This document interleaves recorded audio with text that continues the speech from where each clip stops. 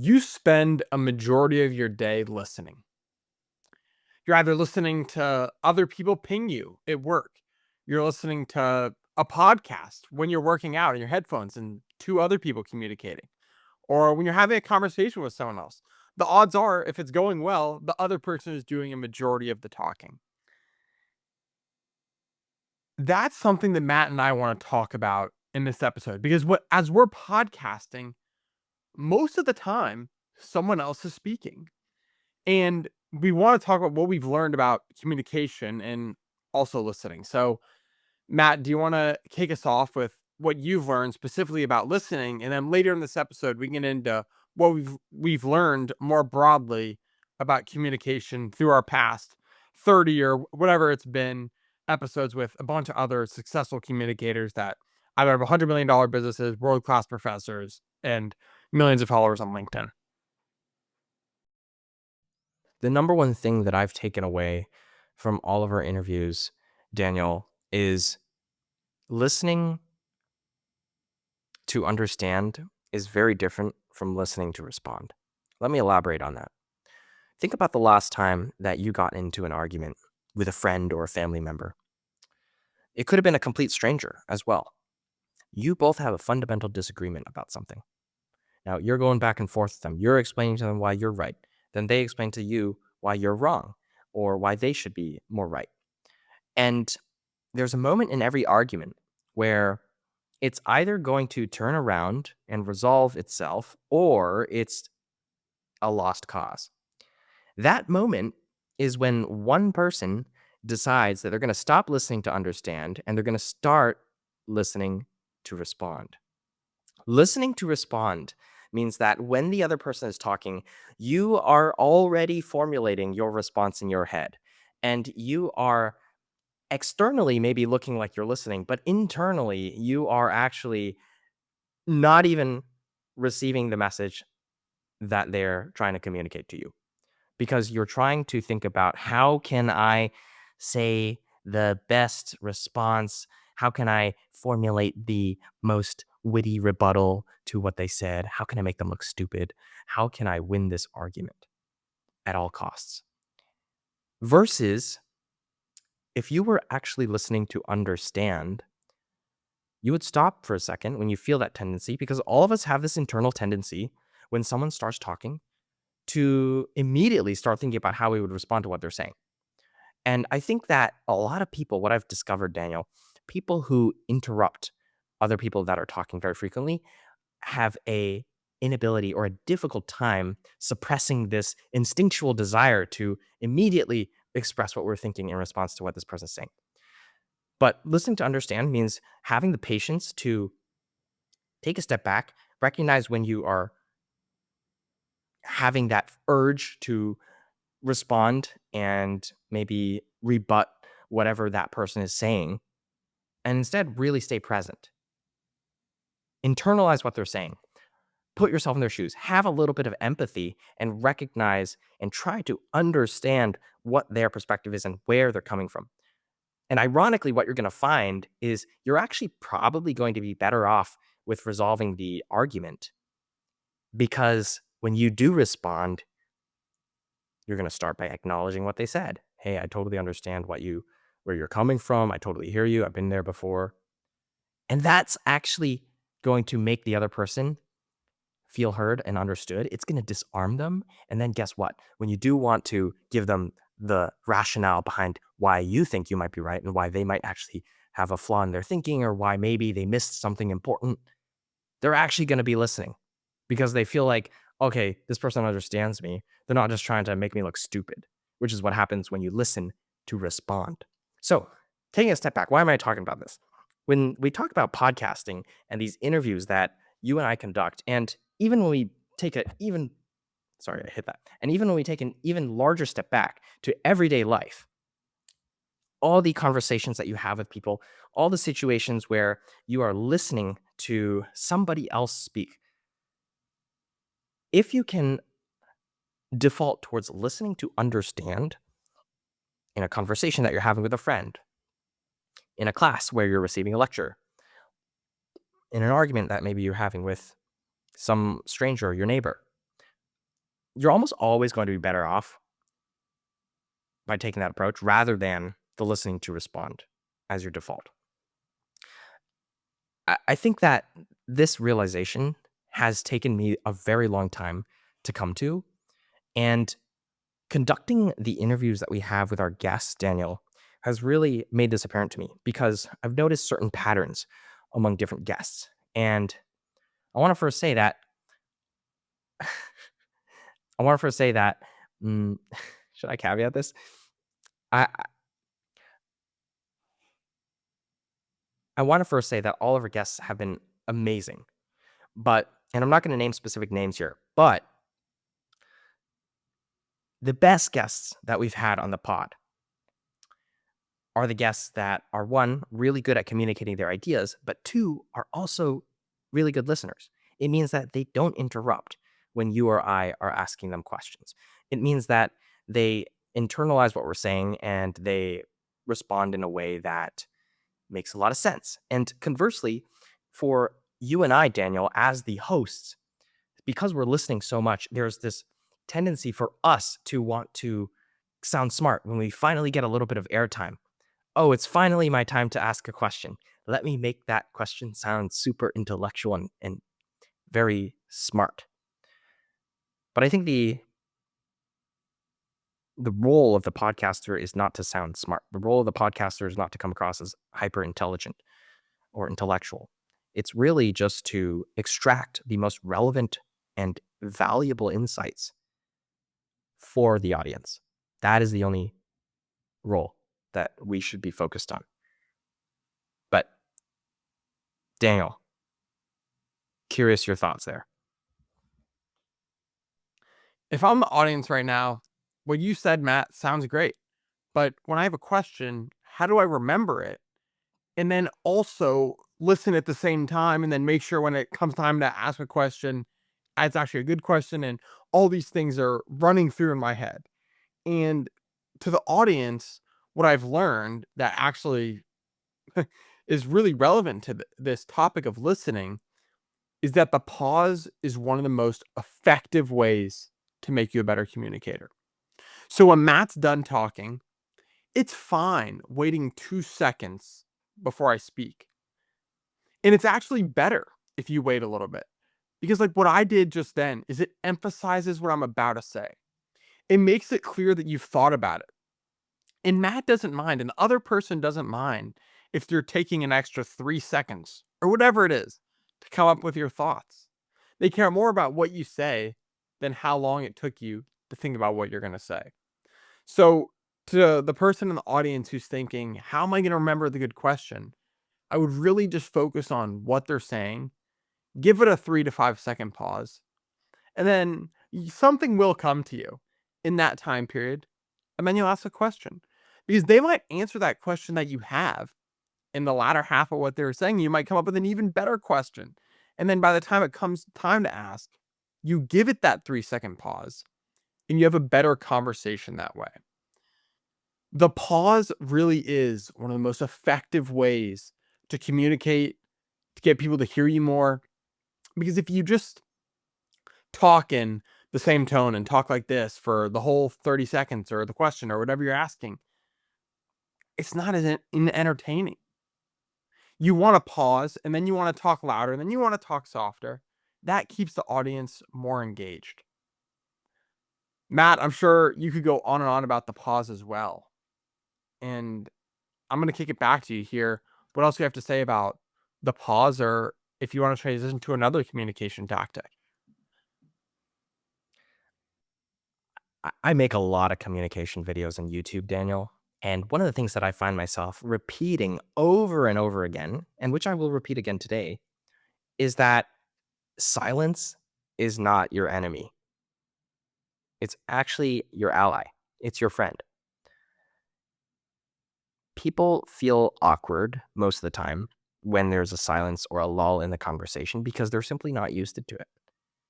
But the best communicators are very, very comfortable with silence. They recognize that it's important to give your audience space to actually process what you've just said. So, for example, all of the things that I'm telling you right now, Daniel, If I take even a 2 to 3 second pause and I just stop there and I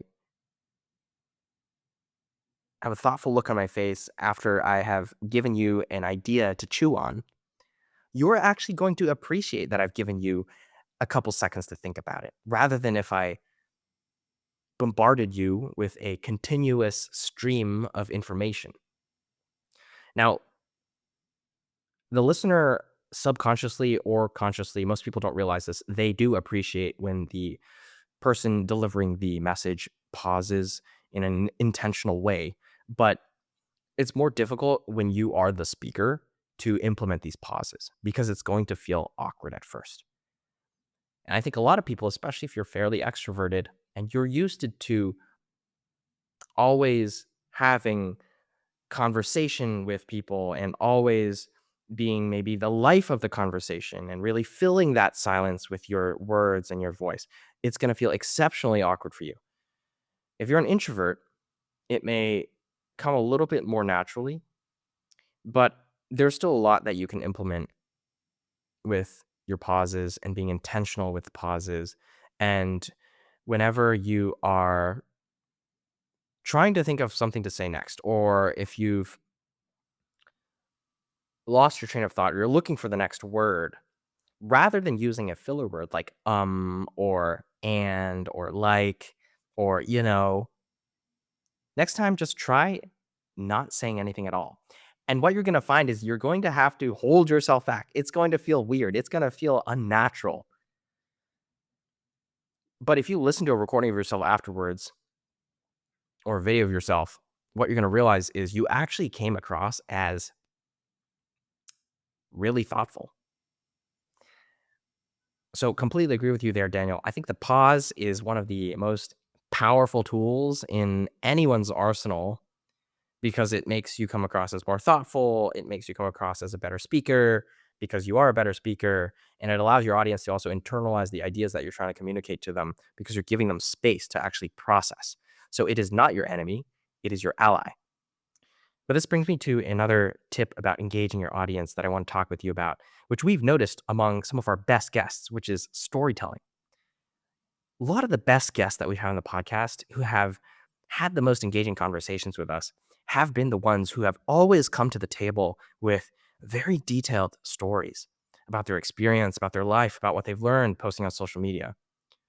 And rather than simply responding to a question with generic advice, they often start with this one phrase, Daniel, which is, let me give you an example. Then they go into an example. The reason why this is so powerful and the reason why I think examples are such an effective communication technique is it takes something that is abstract and makes it tangible. Abstraction to something tangible. That's another major key in communication because the core of communication is you're trying to essentially transmit an idea that in your mind is fully formed. You're trying to like inject it into someone else's brain. But the thing is, there's a bunch of challenges associated with that. Number one, context. This other person likely does not have the same level of context as you. For example, new person joins your team on a project. You've been working on this slide deck for God knows how long. It's all you've been looking at for the last 36 to 48 hours. And so your instinct is going to be, oh, can you help me with slide 53 on this thing right here? The other person obviously has zero context. They're new to the team. They're going to think to themselves, what the hell?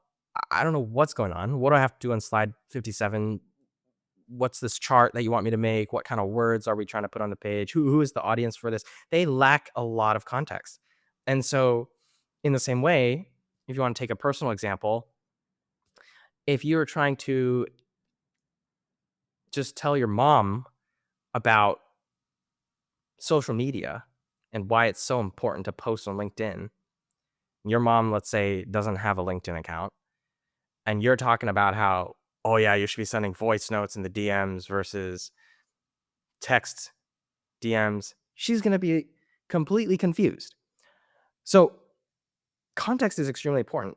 And great communicators are able to bring that person closer up to their level of context, first of all. And also, using stories and concrete examples, they take something that's very abstract in the other person's mind, because ideas always start very abstract in their mind. And they basically use examples to turn it into a more tangible example in the other person's mind. That's like what you are actually doing. That's why examples are so effective. And that's why stories are so effective, because stories are a type of example. Other examples are analogies, where you compare something that is abstract to a tangible concept or idea that the other person would understand. At the core, it's all about taking something abstract, making it tangible enough so that the other person understands it. And we've realized this through our conversations with all of our guests, is that the best ones are able to take abstract or complex ideas and turn it into something tangible for anyone, even if it's a podcaster who has no idea what it takes to bootstrap a company 20 million ARR, like what Adam Robinson did. But storytelling aside, Daniel, I think there's a few other tips that we want to touch on today. Do you want to dive into filler words and starting sentences in an effective way? The name of the game for most careers is practice makes perfect. The more times you run, you get faster. The more times you work in Excel, you get better at Excel. The more times you're at the job, the more times you get promoted. The more time I put in setting up a camera, the better I get at setting up a camera. And that's like anything else. When you say something one time, the next time you say it, you're going to be more effective at communicating that message. That's why a lot of people practice before they give speeches. So they're practicing really the communication aspect, not really what they're saying. That's why pauses are so effective. Because after Matt speaks, I'm thinking about what I'm going to say in my head, and I say it once, and I get rid of those filler words that I would have said if I was just speaking out of my conscience the first time. Because the reality is, when you're saying, like, you know, that's boring. And it's boring because it makes you seem less confident. You really want to seem like you've thought over what you've said and that you're more of an expert than you are on the subject. Because if not, you're going to lose credibility. And if they can't really trust you, they're not going to listen. And the worst time to say these filler words is at the beginning. If you're a basketball coach trying to hype up your team before this big game with your rival, you're in the high school championships, and you start your speech with, um, guys, can you all come here for a second? I have a few things to say. As opposed to if you're to say, let's go, everybody. Aren't we excited for this game? That gets everyone so excited and fired up and sets the tone from the start. And the same thing happens in communication. If you start with you're immediately losing your credibility with the audience. You're losing the excitement that you could have had if you were to just start with exactly what you were going to say. And the best way to combat starting your sentences with or like or is the pause that we alluded to earlier in this episode. Because if you think about what you're going to say for 3 seconds, subconsciously and even consciously, you are practicing what you're about to say. And we all know practice makes perfect. The second time you do something, it's better than the first. So you might as well give yourself that second chance advantage, really, in communication. A higher chance of someone listening to you, understanding and doing exactly what you're going to say by pausing more when you speak. So the best way to get rid of these filler words really is to pause when you speak. It's something that I've learned that's done really well for me. In addition to just pausing, also practicing communicating.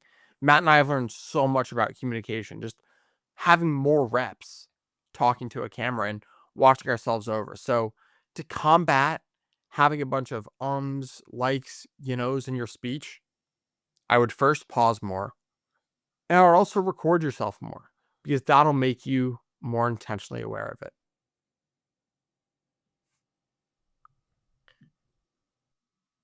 Avoiding using filler words before you speak forces you to actually think a little bit harder about what you're going to say, because it's lazy to start your sentence with, yeah, and I was thinking this. Rather than forcing yourself to take a pause, think hard about what is the idea or the question that I want to ask next, and then diving right into it. It's just a lot lazier to use the filler word rather than thinking about it. So fundamentally, I think great communicators are also very disciplined about when they open their mouth and what they're saying. It's kind of like working out, to give an example. Having good form when you work out means that you're not going to get injured, or at least the likelihood that you're going to get injured is a lot lower. But it's hard to always maintain strict form in the gym. But if you're lazy with it, and let's say you're benching one day, and instead of making sure that your shoulders are pulled back so your rotator cuff is protected, which is one of the most common injuries, by the way, for people who don't bench press from benching with improper form. Let's say you just lay down on the bench and you're like, whatever. I'm gonna bench 225 today, and I don't I don't care about my form. And then guess what? Like then you mess up your shoulder and you're out for 3 weeks. In the same way, using filler words in your communication, not thinking before you speak, avoiding using pauses, all of that is lazy communication. It's like having bad form. Now, it's easier to not care about your form. And yeah, there's a chance that you probably still will get the message across. There's a chance that you're not going to get injured, even with bad form. But does that mean that you are going to be communicating the idea in the best possible way? Does it mean that you're going to get the best results out of your workout in the long run? No. So I bet you weren't expecting that analogy today, but hopefully that sticks with you.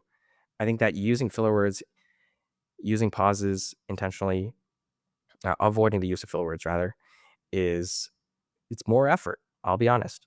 Being a good communicator takes more effort from your part, but in the long run, it benefits you immensely and it compounds over time. But on the topic of disciplined and effective communication, there's another tip, Daniel, that we've learned. That's such a small thing, but makes such a big difference. Do you want to talk about that?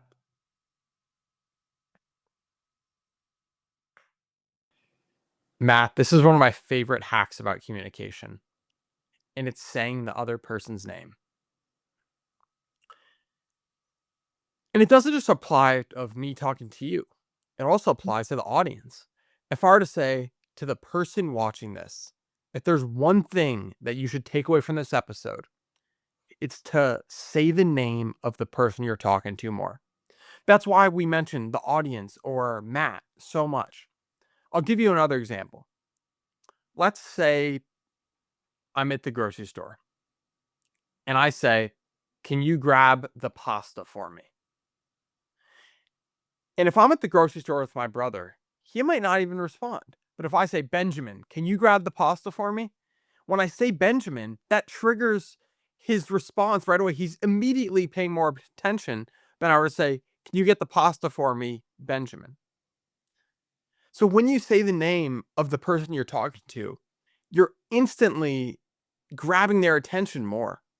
And you're also making them feel like they're part of the conversation more. Because when most people talk, they'll just say you, she, he, and you won't totally know what they're talking about and you won't feel as engaged. But when I talk about you, Matt, or when I mention the audience, I hope to the audience you feel like you're more of the conversation when we try to bring you guys in, even if you're not saying anything. So I think mentioning the other person's name is really beneficial. One, for them to pay more attention to what you're speaking, because the more I say Matt, the more you're thinking like, oh, do I need to respond? I should be paying attention to this right now. And also, you're communicating more effectively. Like they're just having a better experience, and you're gonna get more of what you want because they're not gonna doze off as much, and they're paying more attention. So, I cannot recommend enough saying the other person's name, and it's something a lot of our previous guests have done so well. And I think that when you're on Zoom, the fact that someone's name is already given to you, that's such an advantage for you that you don't even need to remember it. Those little things, like just saying someone's name when you're talking, compound so much, and they really appreciate it because we're in a world where a lot of people are busy. They're just going on to the next thing. They're trying to extract value out of you. And if you were to talk to someone as a human and remember their name and just mention it when you're talking, you don't need to go overboard with this and every sentence say, "Yeah, Sarah. Thank you so much, Sarah." But if you were to tie it in here and now, and as you're making your point, say, "Sarah, this is why I think you should buy our product." Or whatever it is, "Sarah, this is what I did last week." That will make you a much more effective communicator. Matt, do you have any more examples about this or things to add? That was very well articulated, Daniel. I think that the usage of someone's name is extremely effective because someone's name is like honey to their ears when they hear someone calling them by their name. It is unique usually to them. Obviously, there's many people with the name Matt and Daniel, but if I hear on the street someone yell, "Matt," you bet I'm gonna turn my head because it's so deeply rooted in my identity. I am Matt. That is my name. That I can't help but perk up a little bit when I hear that name, even if it's not directed at me. And so people love hearing their own name. It is a very effective tactic. I am surprised not that many people do this. You'll see a lot of professional communicators and people who speak a lot do this, but that's because they've studied the art of communication. But your average person does not do it that often. And I think that's a missed opportunity. The other thing that I want to add on there before we close this out, Daniel, though, is that the eye contact is really important. And not just the eye contact when someone's talking to you, but the eye contact that you give either the camera or that you give the person that you're talking to when you are actually speaking. This is really, really important because it's actually a lot easier for you to maintain eye contact with me, Daniel, when I'm speaking to you. But when, for example, you or when I am talking to someone, it's easier for us to look to the side, look down, look up while we're thinking. And that's not necessarily bad. I think you don't want to obviously be like staring at them like this the whole time. That's a little bit weird. But if you can, at the beginning of your sentences, and if you're trying to convey a really important point, you want to use the combination of Daniel. I think this is really important because XYZ, you combine it with a little bit of eye contact while you're speaking and super intentional about it. It's going to force them to take you very seriously because they're going to realize you're about to say something very important. So if you can do that, combine the usage of their name with a little bit of eye contact while you are speaking, what you're going to find is you're going to come across so much more confident. You're going to come across as someone that people should take more seriously. And you're just going to have a much more effective style of delivering your ideas to an audience, regardless of whether it's your boss or your friends or a group of people that you're giving a speech to or anyone else.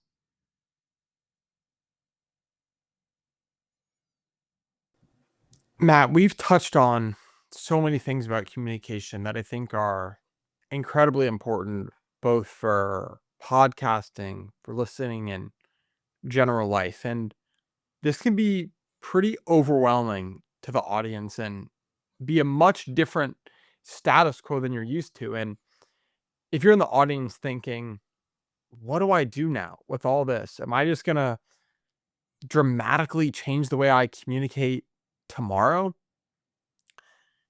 And the answer doesn't have to be yes. Yes, using your voice in communication is an instrument. and it's a skill that you'll learn just like anything else, just like writing. And I think these communication aspects can have a lot of applications to writing on LinkedIn, like trying to reduce a lot of your filler words and trying to start with verbs. I mean, you'll see a lot of this when people talk about email as well. But one of the main takeaways that we want to give for the audience for this episode is that you can start small, and that some of your friends may make fun of you for trying new things with your voice, and that's normal.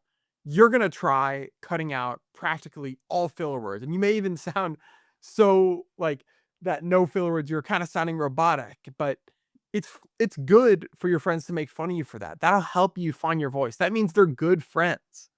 And so I just encourage the audience to experiment with some of the things we described. Try pausing longer than you feel comfortable, and then you'll find that ideal pause length that's best for you after you've practiced it a few times. Try using more examples when you're telling stories to your friends or at work.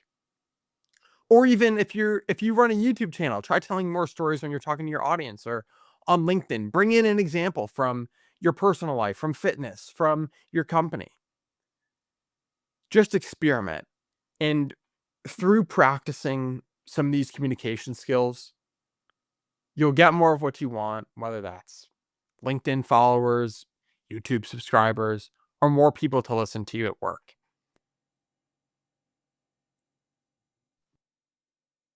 Matt, do you have anything else to add or